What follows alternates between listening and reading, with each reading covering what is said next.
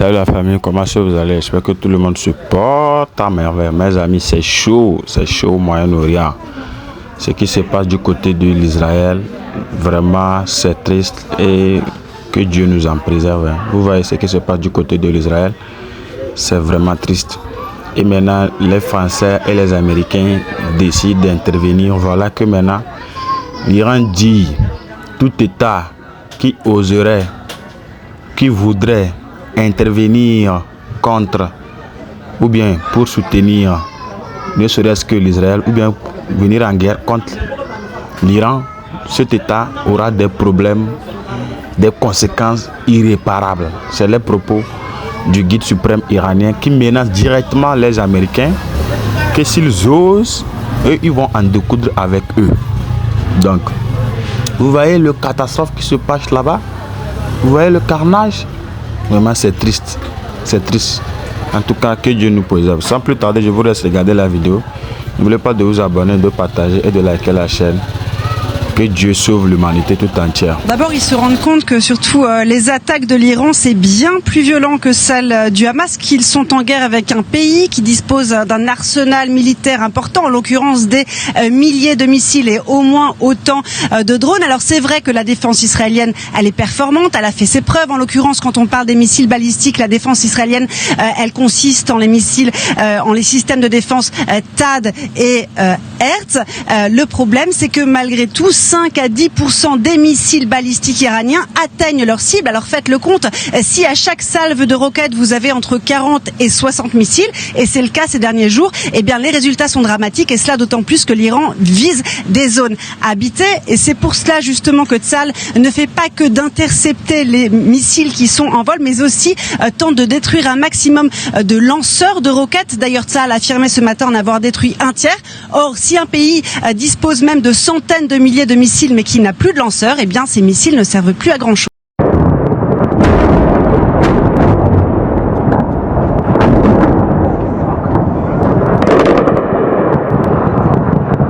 ضخم تبدو آثاره وانفجار ثاني وانفجارات كبيرة وهائلة، ربما هذا ما أشار له المسؤولون العسكريون.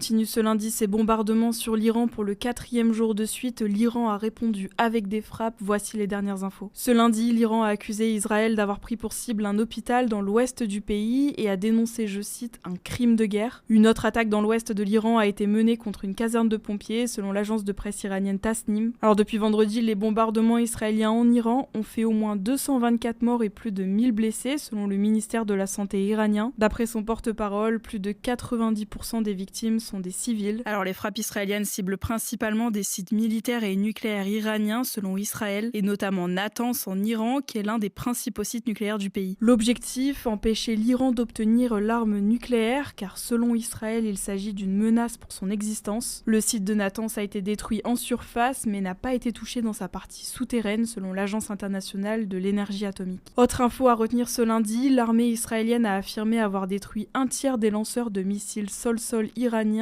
donc des lanceurs longue portée qui sont capables d'atteindre Israël. Malgré cela, les frappes iraniennes ont fait 24 morts côté israélien, dont 11 dans la nuit de dimanche à lundi, selon le premier ministre israélien Benjamin Netanyahou. Plusieurs immeubles, une école ou encore une usine ont été touchés dans la nuit. À noter que la plupart des missiles iraniens qui ont été lancés ont été interceptés par le Dôme de fer, donc le système de défense antimissile israélien. L'Iran a annoncé avoir lancé une centaine de missiles ce lundi et a promis de nouvelles représailles à venir dans les prochaines heures et les prochains jours. Ces dernières heures, Israël a appelé une grande partie des habitants de Téhéran, la capitale de l'Iran, à évacuer en prévision de frappes à venir. Quelques heures avant, les locaux de la radio-télévision d'État iranienne ont été visés par une frappe israélienne à Téhéran et le direct d'une présentatrice a dû être interrompu. Benjamin Netanyahou a aussi déclaré que tuer l'ayatollah Ali Khamenei, donc le chef suprême politique et religieux de l'Iran, pourrait selon lui mettre fin au conflit. Ce dimanche, Emmanuel Macron a lancé un appel au calme entre... Nous sommes pour la paix, la sécurité et la stabilité pour tous dans la région. Nous ne voulons pas d'un Proche et Moyen-Orient avec un Iran qui soit doté de l'arme nucléaire.